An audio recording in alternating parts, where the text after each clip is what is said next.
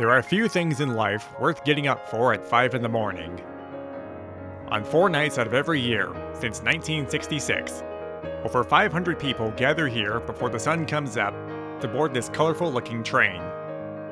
What lies ahead for these guests are 12 hours of indulging in history, culture, and some spectacular sightseeing. From 2019 onwards, newcomers will remember this whole experience as the Autumn Colors Express. Veteran travelers and rail fans have known it by a different name, the New River Train.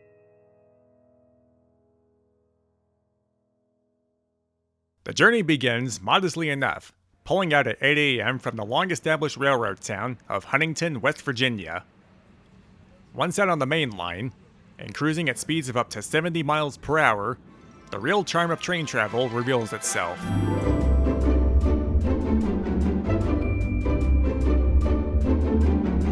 There are 18 vintage passenger cars in all, each having a different backstory and each painstakingly restored to either their old glory or to show off the glory of their current owner. This particular full dome car used to carry guests over the Santa Fe Railway between Chicago and Los Angeles, and still largely functions the way it did when new in 1954. Having complimentary breakfast served with this panoramic view feels like going back in time to when going by train felt like an adventure.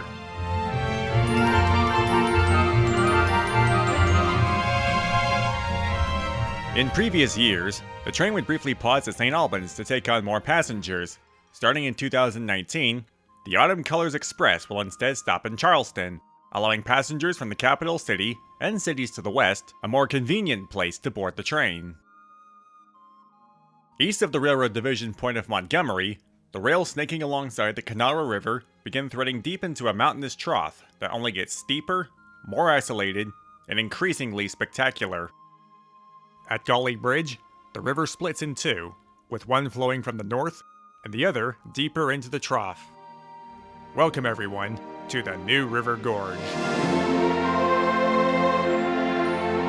Often described as the Grand Canyon of the East, the New River Train snakes its way between the river and the rocky bluffs of the gorge, passing notable landmark after landmark.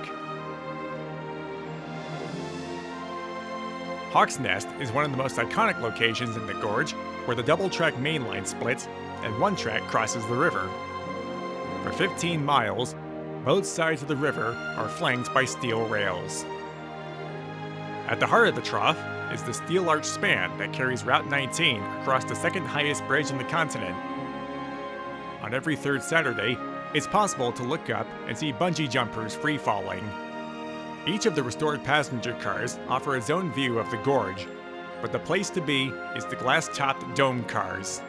The Autumn Colors Express will feature more than half a dozen of these cars, giving guests a completely uninterrupted view of the world from on top of the train.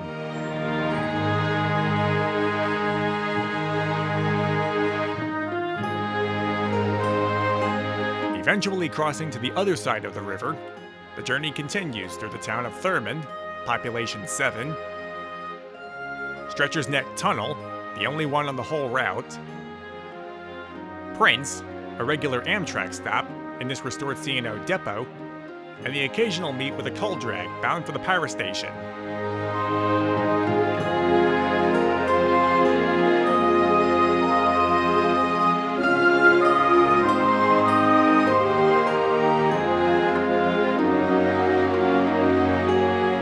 The New River Train deposits its guests at Hinton, a town that once stood as the center of coal mining activity in the state. On a short walk or shuttle ride from the old depot, passengers were greeted to Hinton's annual Railroad Days Festival. There's live entertainment, food vendors, thrift shops, and little museums, all packed with that quintessential Southern charm. For all of these businesses, revenues could rival Black Friday, and the source of revenue stems from just one source. Without this train, people would have little or no reason to stop by here and support this town. The New River Train began life in 1966, at a time when most American railroads were shying away from the business of carrying passengers. While people were taking to the skies or to the highways, the Chesapeake and Ohio Railroad was completely restructuring the way it carried passengers by discontinuing unprofitable trains and merging those that still produce revenue, at least with what little remained. But the public's appetite for rail travel was taking an unusual turn. In an increasing trend following World War II, people climbed aboard not to get from point A to B, but to simply kick back and enjoy the ride. This was especially becoming a mainstream trend in states with scenic vistas like Colorado, and in regions with heritage like in the Northeast. In these places, old rail lines on the verge of abandonment were turned into tourist attractions. Sensing a source of revenue and goodwill for the state, the C&O partnered with the Collis P. Huntington chapter of the National Railroad Historical Society to stage 2 weekends of excursions through the heart of West Virginia, at the peak of the state's glorious autumn colors. The train especially gained notoriety among rail enthusiasts in the 1970s, 80s, and 90s, when steam was appointed on the head end. In those days, the consist stretched out to as many as 32 coaches in length, all being pulled with just one steam engine. Reading 2101, Chesapeake and Ohio 614, Nickel Plate Road 765, and Milwaukee Road 261 have all at one point or another slugged it out through one of the toughest stretches of railroading in the East with no diesel helpers. Not surprisingly, this train was regarded also among the finest ever operated and the most exciting to witness.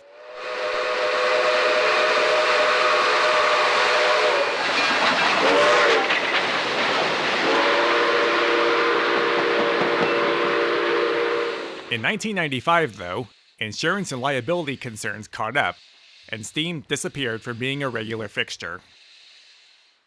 Since that time, the train had been operating under the insurance umbrella of Amtrak. Popularity among die-hard fans dropped off, but passenger patronage was still unchanged. One key element in the train's endurance is the ongoing support from the state's government, particularly from Senator Joe Manchin. He was one of the few who believed in the train's power to bring economic liveliness to a state ranked 40th in GDP.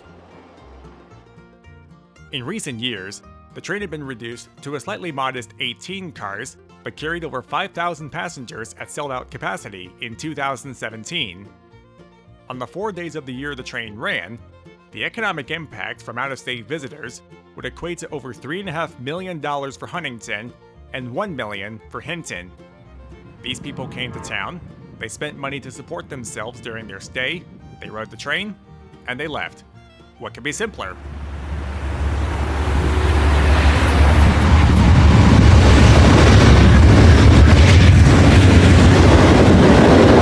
What wasn't so simple was organizing the train itself.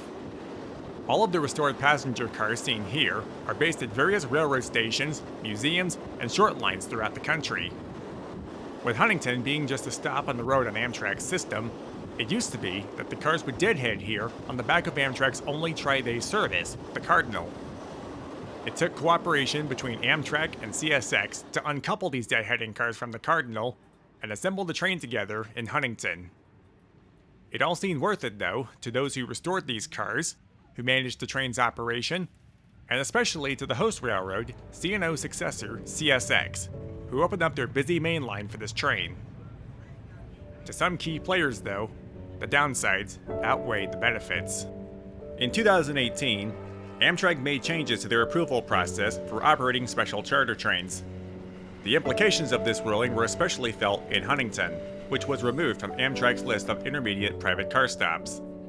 This necessitated operational changes to the New River train's consist management strategy. Working against the odds, the train was assembled in Chicago and deadheaded to Huntington as one group. That year's rendition of the train, on which this footage was shot, was operated once again at sold-out capacity. With the recent changes, though, especially with the higher cost in assembling the consist over much longer distances, the train ended up losing over $100,000 for the CPH. And so, CPH broke the announcement on February 28, 2019, that the New River train would not run this year. A 52-year tradition, unmatched anywhere else in the world, seemed lost to politics and bureaucracy. Hope is not lost, however. The moment the train's future was threatened, Senator Manchin began a seemingly non-stop meeting with Amtrak's leaders to work out a solution. On August 4th, the Autumn Colors Express was introduced by the Rail Excursion Management Company. Instead of 2 weekends, a 3-day weekend is scheduled at peak season to go with the Hinton Railroad Days Festival. With support from both the Kentucky Steam Heritage Corporation and the Fort Wayne Railroad Historical Society, it operates over the same stretch of railroad and with the same vintage rolling stock, but on a slightly modified timetable with the mid-stop changed from St. Albans to Charleston. Other improved guest experiences include upgraded food offerings, onboard entertainment, and 2 observation cars on both ends of the train. Although the end result is not the same in name, this train will deliver the same wonderful, scenic experience that it has over the previous 52 years. What is too easy to forget, though, are the lengths that managers, employees, volunteers, and sponsors go through to stage such monumental events like this.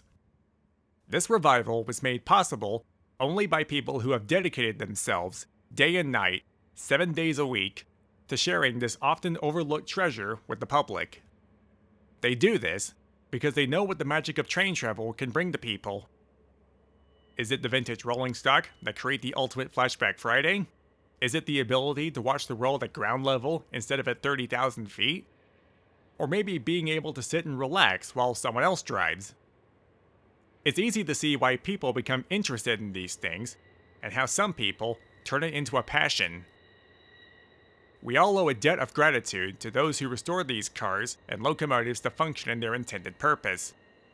To all of the countless volunteers giving up their free weekends to staff these trains, and to the companies who allow their track, equipment, and employees to make this trip back in time possible.